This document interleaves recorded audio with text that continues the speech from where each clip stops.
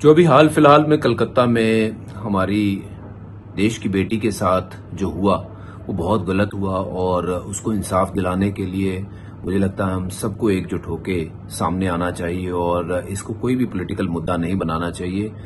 मेरा सब उन अधिकारियों से, उन सब लोगों से एक विनती है कि जल्द से जल्द इस बच्ची को इंसाफ मिले, क्योंकि उसने तो अपनी जान दे दी। हम नहीं चाहते हैं कि आने वाले समय में कोई भी ऐसा काम हो जिसके कारण हमारा सर जो है वो शर्म से झुक जाए। हम एक ऐसे देश के नागरिक हैं जहां पे हम मिलजुल के रहते हैं, बट ऐसी घिनौनी हरकत करने वालों को जरूर सजा मिलनी चाहिए।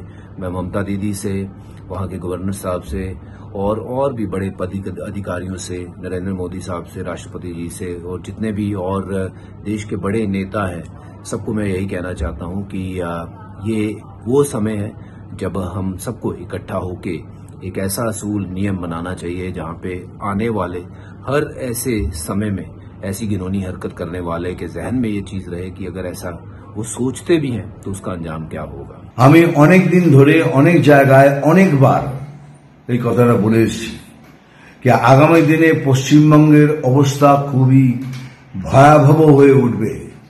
বাঙালি হয়ে মাথা উঁচু করে দাঁড়াবার ক্ষমতা হারিয়ে ফেলছে। পরিবারের প্রতি আমার সম্পূর্ণ সহানুভূতি রইল। আর যারা যারা